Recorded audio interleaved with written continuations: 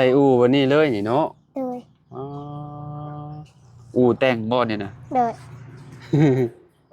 เอากระสอบกระสอบเนาะกระสอบมัดใส่กับไม้เนาะแล้วก็เอาอันนี้เจาะเอาเลยเจาะสีด้านหน่อยเนาะนอนบ่เจ็บหลังบ่คนน้อยนี่ เจ็บผู้กันแต่บ่มีอูอืม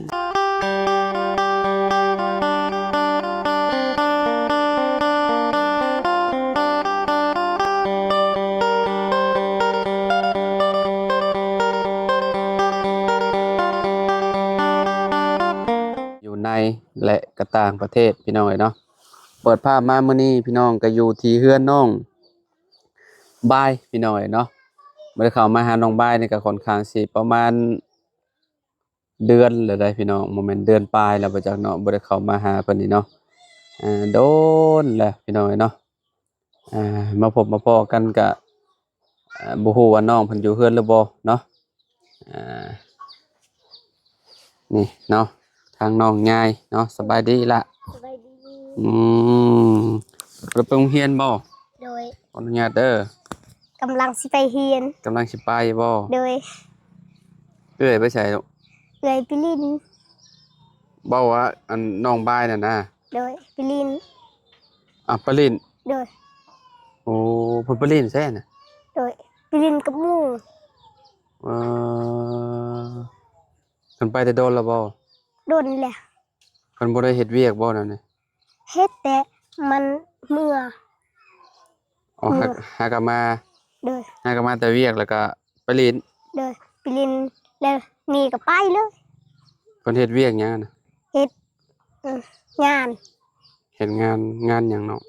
อู้คือกันเราไปคุมื้อบ่โดยเอ่อเจ้าก็บ่ได้ถามเอื้อยว่าเฮ็ดงานหยังเนาะโดยบริทามมีแต่เฮียนตลอดอ่านออกเขียนเป็นแล้วบ่นั่นยังยังโดยยังบ่ได้อยู่โดยอ้าวถ้าบ่าวคิดว่าอ่านได้เลยเป็นได้เสื้อผ้าซักแหละบ่ได้เก่าบ่แมนยังงามคือเก่าโดยกระโปรงกระเป๋าใส่ดีคือเก่าโดยอืมแต่กี้แต่ก่อนเนาะพี่น้องว่าแต่กี้แต่ก่อนบัด ตั้งแต่ช่วงเปิดเทอมพี่น้องเนาะพาน้องๆไปซื้อเสื้อผ้าเนาะยังเข้า3คนคือเก่าแล้วว่าโดยอืมพี่น้องน้องไม้เบิดแล้วบ่ช่วงนี้หมดแล้ววันเสาร์วันอาทิตย์จะไปใช้ไปหาแล้วไหมหาหน่อไม้โดยใช่ว่าเบิดเลยบอนกับเบิดบอนกันยังเรืออยู่พอได้เอามากินหรือว่าเอามาขายบ่นอนนั่นมากินอืมช่วงนี้บ่ได้ไปขายอยู่เวียดแล้วว่าโดยแต่สิเอาหยังไปขายเนาะโดยผักกีดก็มีอยู่บ่นั่นนี่หรือว่าบ่ค่อยมีแล้วบ่มีเอออึดแล้วเนาะโดยพี่น้องน้ำท่วมก็บ่มีน้ำท่วมโดยข้าวจำเจ้าได้ซะเกี่ยวแล้วบ่มีเขาเอาบ่ได้ปลูกข้าวบ่โดยน้าบ่าวคิดว่าปลูกข้าวซะดอกบ่เออปลูกเขาหญ้าปลูกเขาหญ้าปลูกข้าวหญ้าโดยพูดแล้วแหละโดยมันแบ่งให้เท่าใด1เป้าแบ่งให้1กระสอบโดยมันก็บ่กุ้มกินแล้วเนาะโดยมื้อนั้นบ่ตูนเข้ามายังค่ะเขามาให้เขา เอาข้าวมาให้บ่โดยเออให้เท่าใดเขา2เป้าแล้วมี3แล้วนมน้องแล้วก็นมน้องขี้แล้วก็นมผู้ชายแหละนมตู้ผู้ชายนมน้องให้น้องชายเจ้าโดยอ๋อผู้น้อยครับบ่โดยเป็นได้ผู้น้อยน่ะไม้แล้วบ่ใหญ่ขึ้นแล้วบ่ยังน้องอะไรโดยคลอดอยู่ไสล่ะคลอดอยู่ฮะคลอดอยู่นี่คลอดอยู่นี่โดยเอาบ่ได้คลอดอยู่ตรงเฮือนบ่มันฮักในเฮือนบ่คลอดลูกคลอดอยู่นี่เลยบ่โดยอยู่กลับมาอยู่นี่โดย อยู่กำจังมื้อแม่เจ้าอยู่อยู่กำอยู่พุ่นอยู่กำอยู่เฮือนพุ่นอยู่กำไปอยู่เทิงเฮือนโดยบัดคลอดขึ้นมาคลอดอยู่นี่โดยโยพี่น้องเนาะตอนนี้เพิ่นนอนอยู่บ่คนน้อยนอนอ่อยากเฮ็ดหน้าได้จากเบิ่งเด้ไปขึ้นไปเบิ่งไปขึ้นไปเบิ่งก่อนพี่น้องเนาะตอนนี้ก็ขึ้นมาเทิงเฮือนแล้วเนาะพี่น้องเนาะโอ้เพิ่นนอนอยู่เนาะโดยพี่น้องกลางคืนเพิ่นก็ให้ไว้ล่ะให้เธอก็ให้เธอก็นอนกินนมแม่เจ้ากินนมกินนมบ่ตูนซื้อมาให้โดยเอานมแม่ไปได้ซะเอานมแม่ก็ได้นมแม่ก็กินคือกันโดยถึงแม่ไปให้กินนมบ่ตูนให้นั่นแหละอ๋อไผเป็นคนเลี้ยงค่อยเจ้ายายค่อยน้องยาแล้วก็เจ้าโดยเปลี่ยนกันบ่โดยโอ้พี่น้องเนาะนี่หน้าตา กลางเว้นนี่นอนเนาะนอนอย่างเดียวบ่โดยบ่ค่อยได้ให้โดยบัดเจ้าไปโรงเรียนเห็นได้ซะยายโดยอีกคนน้อยน่ะได้ซะไปเอาได้หมดน้องยายเอาเบิดน้องตัวนึงเด้น้องยังบ่ได้เข้าเรียนอ๋อน้องยังก็น้องลีนเด้น้องลีโดยเพิ่นเอาโดยโอ้พี่น้องเนาะผู้ชายได้นี่เนาะโอ้ได้สมใจแล้วบาดพี่น้องเนาะได้ผู้ชายรวมทั้งหมดเท่าใดก็จักคน8โดยรวมกับคนน้อยเนี่ยบ่โดยรวมกับผู้ที่ตาย2คนนั่นนะเป็น10เลยเกือบโลนึงเลยตาย2คนยิงกับผู้ชายเสีย2คนเนาะเลยนอนอย่างเดียวคนน้อยพี่น้องเนาะได้สิฮอดเดือนแล้วว่าจังนี่เนาะเลยที่ว่าออกมานี่เนาะจะได้น้องบายเพิ่นบ่อยู่พี่น้องเนาะเพิ่นมาแต่เวียกก็เลยไปลิ้นว่าซั่นเนาะน้องดีแต่ยังมาเจอน้องยายเพิ่นพี่น้องโอ้ยกมือเลยคนน้อยบิดคิงใส่อู่วันนี้เลยนี่เนาะอ๋ออู่แต่งบ่นี่นะเอากระสอบพี่น้องกระสอบเนาะกระสอบมัดใส่กับไม้เนาะแล้วก็เอาอันนี้เจาะเอาเจาะ4ด้านน้อยเนาะนอนบ่เจ็บหลังบ่คนน้อยนี่เจ็บคือกันแต่บ่มีอูนอนแบบนี้โลดเนาะโดยพี่น้องเนาะพ่อกับแม่ก็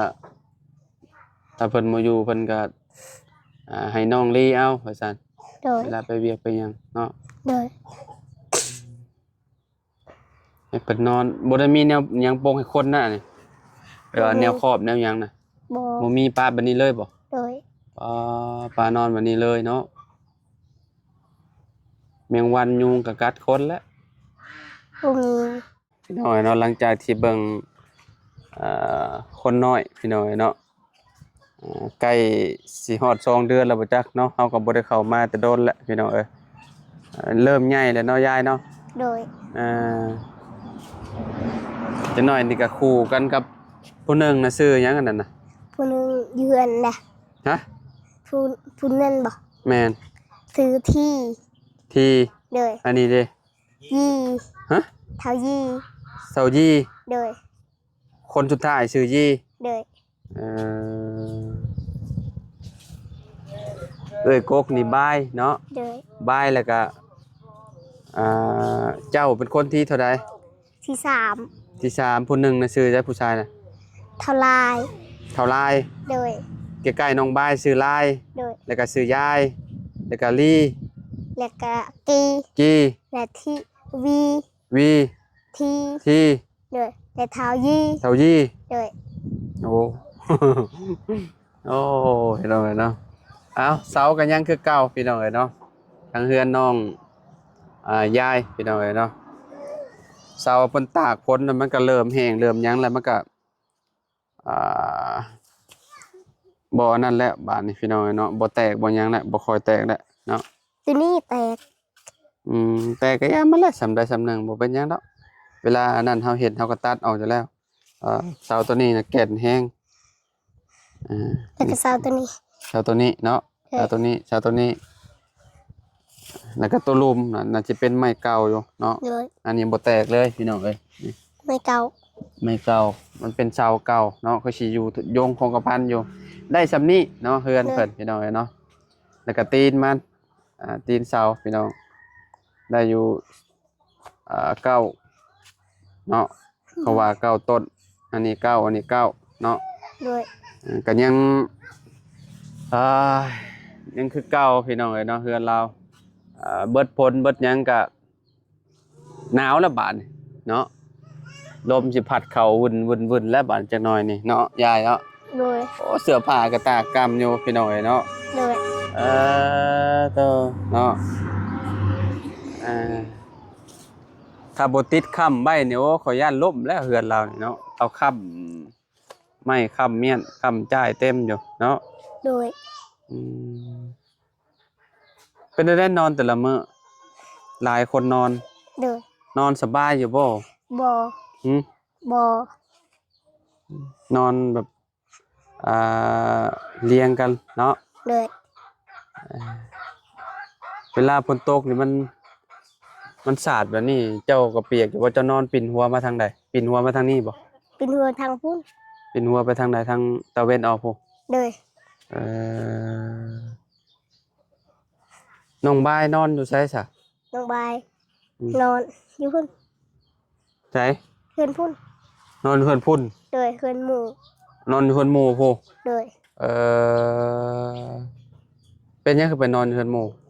อยากแบบอยากลินไปลินกับหมูเด้ตัวมีหมูลินอยากลินอยากลินกับหมูน้ นอนอยู่เฮือนตัวเองก็หลายคนนอนเนาะ ำเลยยันฮัก อย่ามันฮัก เลย นอนอยู่ดีๆกันฮักเฮ็ดได้เนาะ เลย นี่น้อยเนาะข้าวบ่ตูนซื้อมาก็ยัง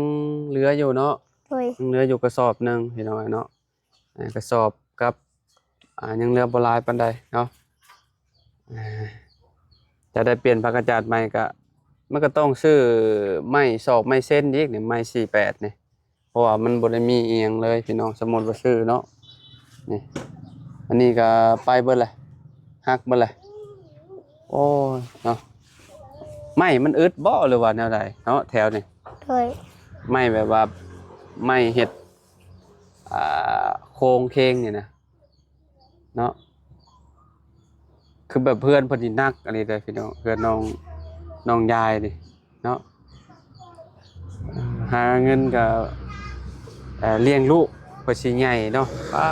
เข้าเบิดหลายแหละพี่น้องเอ้ยเนาะแต่ละเดือนนี่ถ้าบ่มีคนให้เข้าพ่อเจ้าไปเฮ็ดหยัง ไปหา หึ รับจ้าง รับจ้าง เลย รับจ้างอัน เขากดมัน เขาถอนแล้วบ่มันนั่นน่ะ เลย วันเท่าใดก็เจ้าให้ นั้นหนึ่ง วันละแสน เลย แสนหนึ่ง แสนหนึ่งเข้าโลเท่าใด ปู้กัน ไปมาพี่ซะมาหาพ่อเจ้าพี่แหละเนาะพี่นั่งเต็มอยู่พี่อ้าวอยู่เฮือนเนาะมื้อนี้เนาะสบายดีเด้อไปผู้นี่ล่ะนั่งใกล้ๆพ่อบ่ไปยายมันจังได้ยินไหมเนี่ยเนาะ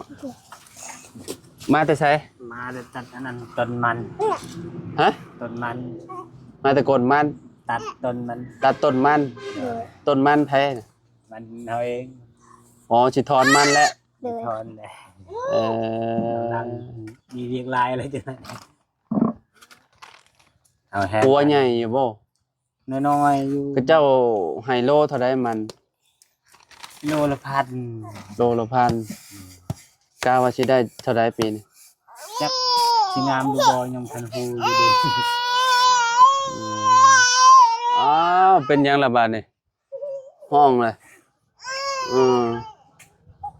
เดี๋ยวก็ได้สำแคนสำนั้น ฮะ สำนี้ สำแคน เลย โอ้สาได้สำแคนก็โอเคแหละ นั้นจะว่าคือเก่าอันแรกโลละพัน หึ คือเก่าอันแรกโลละพัน นั่งลงยายมันมันบ่ได้ยินเนาะสิไปโรงเรียนแล้วบ่ เลย โอ้จักโมงแล้วบ่นี่อ๋อบ่าย2โมงแล้วได้นี่บ่ายโมงครึ่งเลยเข้าโรงเรียนจักโมง 3 3โมงโอ้ยยังมีเวลาอยู่3โมงพุ่นเข้าชั่วโมงหนึงเนาะ เลย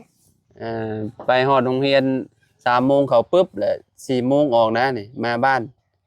เนาะเรียนหน่อยเดียวนึงเนาะ เลย อืมมือลงมือกลบ่ โดย อ่า หลังสิลงมือก่อนนะจ๊ะนะ อืม เพิ่นเอาแห้งเพิ่นนึง ยังเอาแฮงกันคือเก่าอยู่บ่ทางนี้ เอาแห้งอยู่ อืมก็คือแบบถ้าของเฮาแล้วนี่ก็ได้ไปซอยเพิ่นสมมุติเพิ่นมาซอยเนาะ โดยนั่น พี่น้องเนาะ แล้วนั่นกันบ่มีเรียนหยังไปจ้างหมู่กันนั้น หารับจ้างหมู่อืมก็ดีคือกันเนาะพี่น้องเอ้ยเนาะเดี๋ยวเอานี่ให้น้องยายก่อนพี่น้องเอ้ยเนาะเอายาย ขอบใจ เนาะพี่น้องเอ้ยเนาะมื้อนี้ก็แวะเวียนมาเยี่ยมยามถามข่าวทางน้องบายพี่น้องบ่ได้เข้ามาหาเพิ่นก็ค่อนข้างสิโดนพอสมควรแล้วประมาณเป็นเดือนแล้วบ่จักบ่ได้เข้ามาเนาะตั้งแต่ขายรถไปนี่ก็ได้เป็นเดือนแล้วบางคนก็ยังถามมาอยู่อ้าวรถไปไสว่าซั่นอ๋อพี่น้องเอ้ยเนาะเอาขายแล้วพี่น้องเอ้ยขายรถแล้วเด้อพี่น้องขายรถใหญ่แล้วเนาะขายได้เป็นเดือนหนึ่งแล้วเนาะFC หลายคนได้คอมเมนต์มาอยู่เนาะเพิ่นยังบ่เห็นพี่น้องเพิ่นยังบ่ได้เห็นคลิปเฮาที่ว่าเฮาขายรถหั่นน่ะเฮาเว้าอยู่ในคลิปนะหมู่หลายคนก็ถามอยู่พี่น้องเนาะแต่ว่า FC ว่าบางทีมันบ่แจ้งเตือนหั่นน่ะพี่น้องเนาะเพิ่นมาเบิ่งตามหลังแล้วเพิ่นบ่จักบัดนี้ก็เลยบ่ฮู้ว่าเฮาขายรถไปแล้วเนาะไปซะไปแล้วเด้ออ้ายเด้อเนาะเยี่ยมยามทำข่าวมื้อนี้เนาะหากบ่เห็นน้องบายเพิ่นเดี๋ยวให้น้องยายเพิ่นไปอันนั้นก่อนเอาไม้นะบ่าวมาเนาะน่าสงสารอยู่ครอบครัวน้องบายพี่น้องเนาะเพื่อนเพิ่นก็นักหน่วงทะนวงในพอสมควรพี่น้องฮักฮิกเบิดแล้วเนาะไม่มันอึดบ่อ้ายหรือว่าจังใด บ่มีเป็นส่วนก็เป็นมันหมด มันหายากเนาะไม่นี่ก็คือแบบถ้าไปตัดนี่ก็เจ้าก็ยันก็เจ้าให้แล้วไม่ก็เจ้า ตัวนี้ก็เฮาเก็บของเขามาก็จะ ไม่มีอันนี้ก็สมมุติว่าอยากได้แบบนี้ก็ยากแล้วติ ยากอยู่ เฉพาะแล้วจังบ่ได้เฮ็ดเนาะพี่น้องเนาะช่วงนี้ก็สู่ต่อไปเนาะไปสิไปโรงเรียนนี่ล่ะเนาะเอาอยู่ดีมีแฮงสู่ต่อไปเด้อโดยสบายดีเด้อสบายดีสบายดีเนาะพี่น้องเนาะไปพี่น้องเนาะพ้อกันใหม่เนาะขอบคุณหลายๆที่ติดตามและเป็นกำลังใจให้เด้อพี่น้องเด้อเนาะที่มารับชมคลิปมื้อนี้ก็แวะเวียนมาทางพี่แหละเนาะบ้านน้องบายน้องยายเพิ่นพี่น้องเนาะอดีตพี่สะใภ้น้องหลานน้อยพี่น้องเนาะเอาไปแล้วสบายดีและสวัสดีพี่น้องพอกันใหม่